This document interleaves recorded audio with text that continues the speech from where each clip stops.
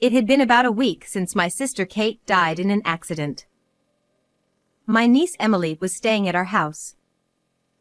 Fortunately or unfortunately, Kate often brought Emily over to our place, so it wasn't a completely unfamiliar environment for her. Moreover, she was quite fond of my husband and me. However, if asked whether this situation was okay as it was, the answer would be no. So, I decided to contact Kate's husband, Tony, once again. The main topic was about Emily. Hello, Tony. Do you have a moment? There's something I'd like to talk about. What is it? Aren't we strangers now? What on earth was this attitude, especially considering the situation with Emily? What do you plan to do about Emily? Growing impatient with choosing my words carefully, I decided to ask directly, and his response was shocking. Oh, Emily.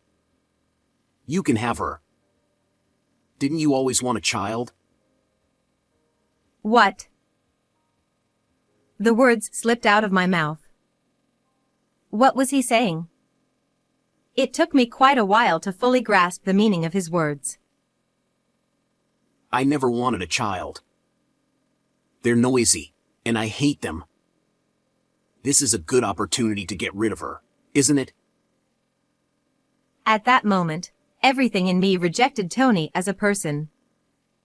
Before even considering if he was fit to be a parent, his words were inexcusable for a human being. My throat tightened.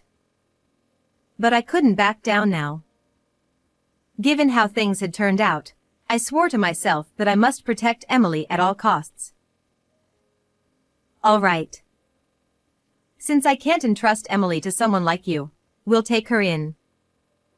In return, don't ever contact us again. Just as I was about to hang up, I heard a voice from the other end saying, "Wait a minute." If that's the case, give me the money you saved for fertility treatment. A rare day off for the two of us together. Since both my husband, Steve, and I, Kathy, work, it's unusual for us to be able to relax like this at home during the day. It's a very nice thing. However, that peace didn't last long. A smartphone placed a short distance away started ringing. It's ringing. Yeah. I wonder who it could be at this time. I hope it's not work. I really didn't want our precious day off to be spoiled, but I couldn't just ignore it either. I reluctantly got up and picked up the phone, which was ringing on the dining table. To my surprise, the call was from my mother. We don't have a particularly bad relationship, but we don't contact each other that often, so I had no idea what it could be about. Maybe that's why I was suddenly gripped by an inexplicable sense of anxiety. Hello? Kathy, it's terrible.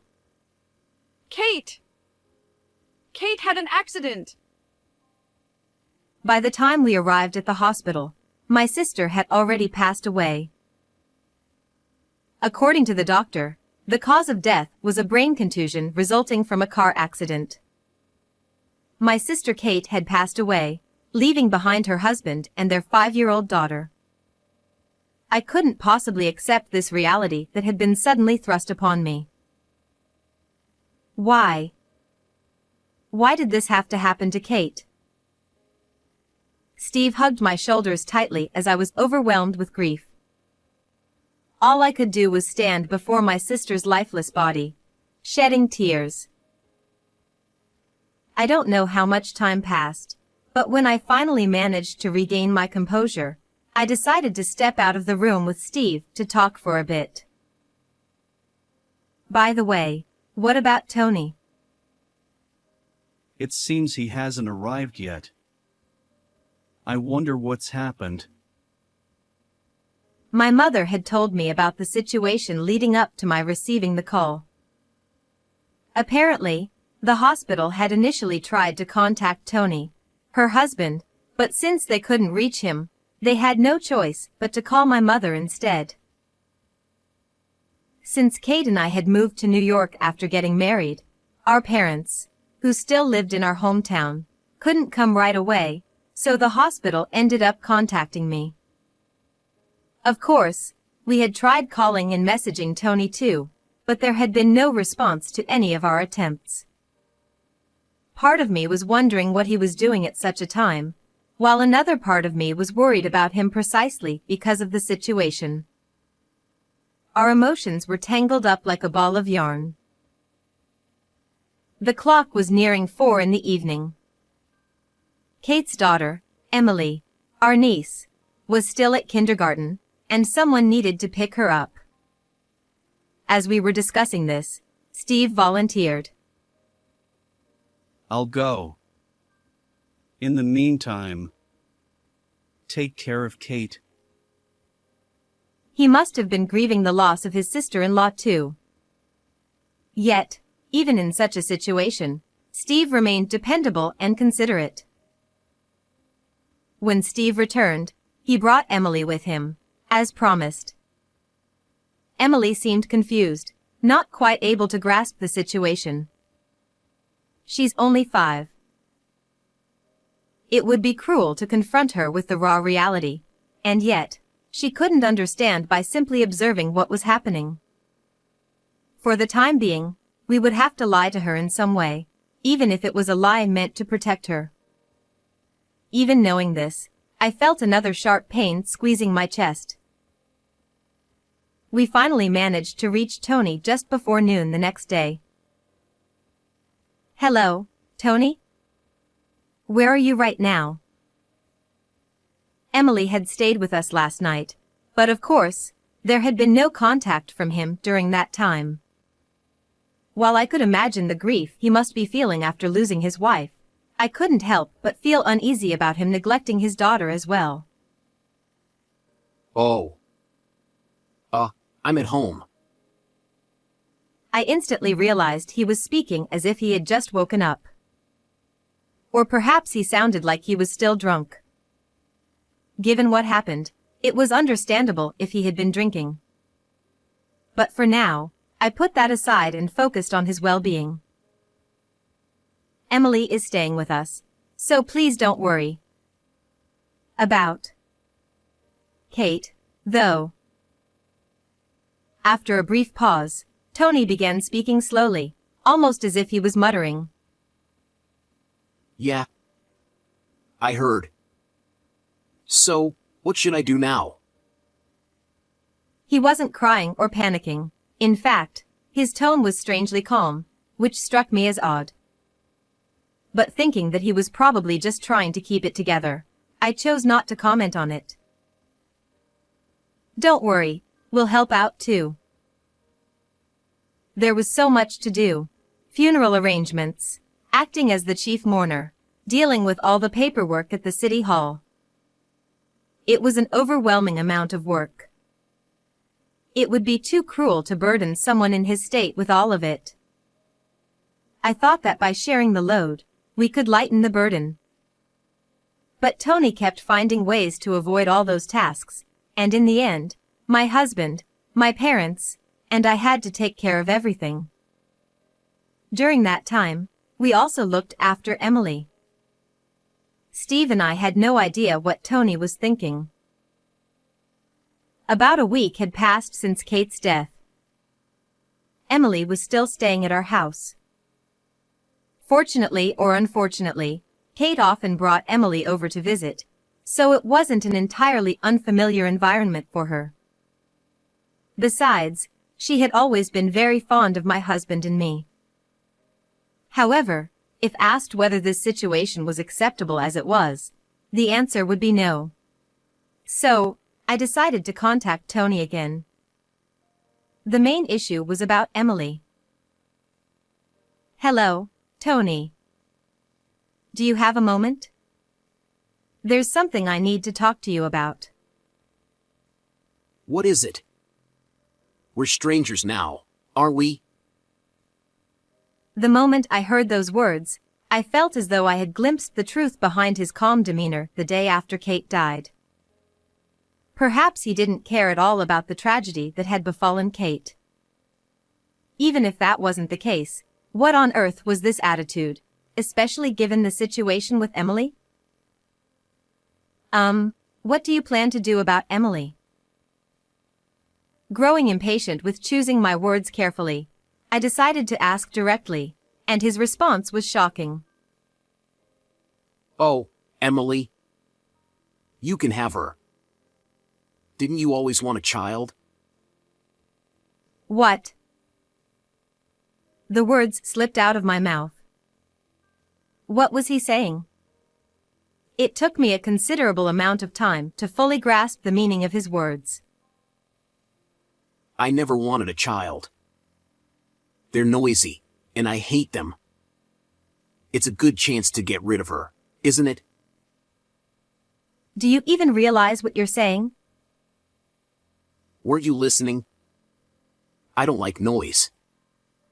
Come on, let's talk like adults, calmly. At that moment, everything in me rejected Tony as a person. Before even considering if he was fit to be a parent, his words were inexcusable for any human being. My throat tightened. But I couldn't back down now. Given how things had turned out, I swore to myself that I must protect Emily at all costs. Fine. I can't leave Emily with someone like you, so we'll take her. In return, don't ever contact us again. As I was about to hang up, I heard a voice from the other end saying, "Wait a minute." I reluctantly held the phone to my ear. If that's the case, give me the money you saved for fertility treatments. I heard you were seeing a doctor. Now you've got a child, so it's all good, right? I felt my entire body bristle in shock at his audacity to demand money. This behavior was beyond human. It should be around $30,000, right? I'll settle for that. Who does he think he is? I was boiling with rage. But I thought carefully. Considering the future, if I handed over $30,000 now as a severance fee, we might avoid any trouble later. Paying out of my own earnings wouldn't significantly impact our household finances. After a moment of silence, I spoke, my mouth feeling as heavy as lead. $30,000. I'll pay it, but don't ever contact us again. Glad we could come to an understanding. After getting the bank details, I immediately hung up the phone. I never wanted to hear his voice again. He was such a vile man. That night, I regretted my decision, just a little. Thoughts like, maybe I should have discussed it with Steve, or I wonder what Emily thinks about all this, kept running through my mind one after another. Kathy, are you crying? Huh? It was only when she pointed it out that I realized I was crying. Hey, Emily. Do you want to go back to your dad? For some reason, there was a brief pause. The reason for that pause soon came from her mouth. No, it's scary. As I thought, what that man had said was indeed true. I asked Emily, driven by the moment. Would you like to live with us from now on? Emily didn't smile, but she answered with a soft yes, her face looking a little gentler. Time flies. Over 10 years have passed since Emily came to live with us, and she has now somehow become a high school student. Perhaps she got used to us quickly because she started calling us Dad and Mom. Of course, we've talked to her about her real mother. Still, the fact that she calls us that is likely due to her strong and resilient nature. There has been one other change. About a year ago, Steve was assigned to a position overseas, so he is not at home now. Steve always keeps us in his thoughts, and he makes sure to contact us at least once every week, so I feel reassured in many ways. Because of that, it's just Emily and me living together quietly and peacefully now. One morning, Emily had already gone to school, and I was busy with housework when I received a phone call. The caller ID on my smartphone showed an unexpected name. Hey, it's been a while. It was Tony, Emily's biological father, the man I fear and despise most in this world. 10 years ago, I had cut all ties with him, telling him never to contact us again. Yet here he was, shamelessly reaching out once more. What do you want after all this time? Well, actually, I've decided I want Emily back. The anger I had felt back then flared up again. No, it was more than just flaring up. My fury was boiling hotter than ever. Do you even realize what you're saying? There's no way I would ever allow that. Yeah, I figured. So, if that's not possible, then just pay me some money. And of course, keep this between us. I was sure of it then. He had no intention of taking Emily back. This had been his goal from the start. Then there was only one thing to do. I hung up the phone without saying a word. But the phone rang again. You know what you need to do, right? Otherwise, who knows what I might do. If things continued like this, Emily might be in danger. No, she would almost certainly become his target. That was the one thing I absolutely had to prevent. No matter what, I had to protect Emily. And for that, I couldn't afford to be choosy about my methods. How much do you want? Once again, I had fallen into this man's trap. I didn't consult Steve, partly because I didn't want to worry him, and partly because I just couldn't bring myself to do it. The threatening phone calls continued every few months. This went on for nearly a year, and Emily was soon approaching her university entrance exams. By that time, the amount had grown to the point where my earnings alone could no longer cover it, and I was exhausted from anxiety and anger. The total was around $50,000. Kathy, what's wrong? Something seems off. It was becoming harder and harder to keep this secret, and it was starting to show, even over the phone. I'm sorry. I have something I need to talk to you about when you come home. All right, but can't you tell me now? You're coming back next week, right? I'd rather talk then, please. Okay, I understand. Steve didn't press further. This was too important, and I didn't think it was something that should be discussed over the phone. The following week, as soon as Steve returned home, I confessed everything. I told him that Tony had contacted me again, that he had been extorting money using Emily as leverage, that the amount had become an absurdly large sum, and that I had kept quiet until now because I couldn't bring myself to say it. I'm so sorry. I never meant for this to happen. A deep feeling of remorse welled up from the bottom of my heart. Tears flowed and fell along with those words. If what you're saying is true, I wish you had told me from the very beginning. But don't worry. It's not your fault, Kathy. I'll handle this from here on out. And besides, it's all my fault for ever introducing you to someone like him. I had seen many sides of Steve over the years.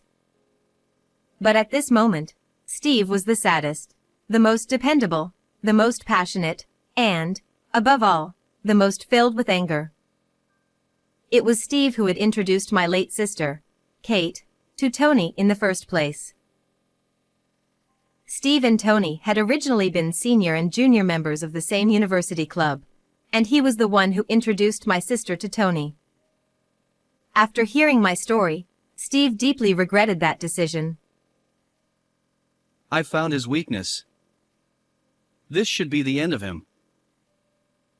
Since then, Steve had been visiting mutual friends and had finally managed to uncover some information. I figured out why he's been trying to extort money. It's because of gambling. He's drowning in debt because of it, and apparently, he's even been dipping into his company's funds to pay it off. Apparently, Tony's workplace was a startup company founded by a senior from the same university club days. For the past few months, there had been discrepancies in the company's accounts. Above all, using his own daughter as bait to demand money and then gambling it away was the height of depravity. I found it absolutely unforgivable. So, what are we going to do now? I've already taken care of it. Now we just wait and see. It seemed Steve had spoken with his former classmate, the head of the startup, and reported everything to the appropriate authorities. Then it happened. The doorbell rang with a ding-dong. Hey! Come out! I'm in a lot of trouble because of you. Startled by the loud voice coming through the intercom, Emily peeked out from her room. I'll go out. Emily, stay in your room. Hey, it's you, right? Steve. Thanks to your meddling, I'm being sued by the company. Do something about it. You brought this on yourself. Accept your punishment quietly. Don't be ridiculous.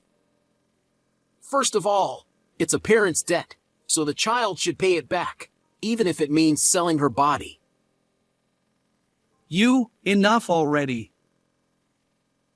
I flinched at Tony's angry shouting, which I could hear even from the dining room, and then I saw Emily pass right in front of me. Emily, where are you going? I told you to stay in your room. Emily smiled as if to say, it's okay, and walked straight toward the entrance. Oh, is that Emily? You've grown. I am the daughter of the two people in this house. What a way to talk to me after 10 years. But unfortunately, you're still my daughter. The unfortunate one is you. In this country, once you turn 14, you can choose your own parents. I'm 17 now. So, I decide who my parents are. And I have never, not even once, thought of you as my father. If you continue to harm my parents, I will sue you for child abandonment. Emily spoke in a single breath. Steve and I, who had followed Emily, were overwhelmed by her words.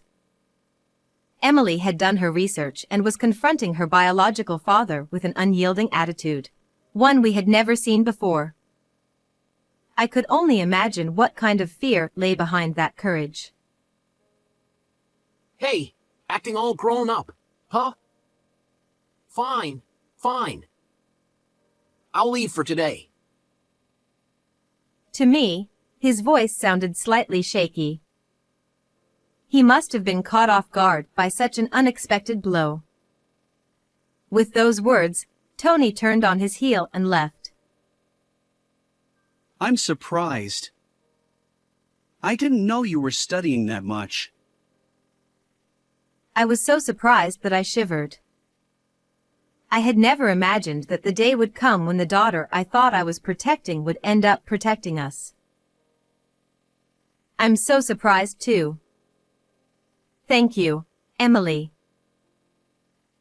Then Emily, with a smile I had never seen before, though a bit shy, said, I'm the one who should be thanking you. She continued,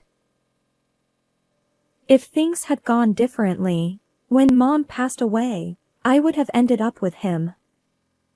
Just imagining that life is terrifying. But you two took me in and raised me. I've always been grateful, and I will always be grateful. So, thank you. My vision blurred with tears.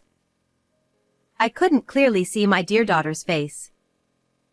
Even so, I hugged Emily tightly, as hard as I could. And, you know, I had a feeling that Mom was being threatened by him. I also knew Dad was looking into things. So I thought I had to do something. From now on, I want to be able to protect both of you. That's why I studied so hard. I want to become a lawyer in the future. Thank you. If that's your dream, we'll support you with everything we've got.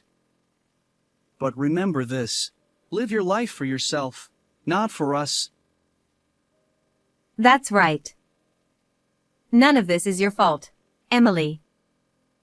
You don't have to carry it all. But, like your dad, I will always respect your choices. I'm so glad to be your child. We cried, laughed, and embraced each other, the three of us together. Several more years passed, and Emily successfully graduated from the law department of a local university. She became a budding lawyer. Tuition fees, exam costs, and all the other expenses were by no means cheap, but thinking of Emily, it never felt like a burden. In fact, being able to do something for her brought me the greatest happiness.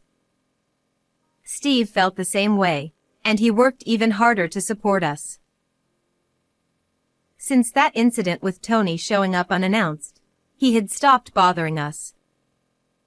We hadn't heard a single call from him, and our days were truly peaceful. There's something I want to talk to you about. Soon after Emily started working at a law firm, she told Steve and me that she wanted to discuss something with us. A bit anxious about what it might be, we sat down at the dining table. I'm thinking of pressing charges against him. By him, she likely meant Tony. But I wondered if it was even possible to file a lawsuit after nearly 20 years had passed. Can you even do that? It's been so long. I can. And if it goes well, we might even be able to recover the money you gave him, Mom. I'm not sure we really understand, but do whatever you feel is right, Emily. He's a man who deserves to be sued, after all. We have no objections. I feel the same as your dad. But don't worry about the money, okay? Don't push yourself too hard.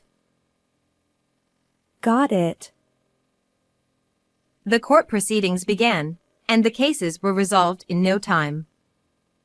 In both the civil lawsuit over child abandonment and the criminal case for extortion against me, the outcome was predictable. We won. Tony was ordered to pay damages. The total amount was approximately $80,000, far exceeding the money he had once extorted from me. However, Tony, who had already been drowning in debt, had no way of paying such a large sum immediately, and he was finally forced to declare bankruptcy. When all the court proceedings wrapped up smoothly, Tony, whom I saw for the first time in years, looked drastically worn out. Emily, Don't ever show your face again. Goodbye. Her cold words pierced through, but there was no room for sympathy. And so, the long battle finally came to an end. according to Steve. The rumor is that Tony, after declaring bankruptcy, got involved with loan sharks and is now living a harsh life. He has been abandoned by his friends and associates and is likely living in poverty. He went bankrupt, right? Why would he get involved with loan sharks? Well, it seems that even after everything that happened, he couldn't quit gambling. He wasn't always like this, you know. Steve reflected nostalgically on the past.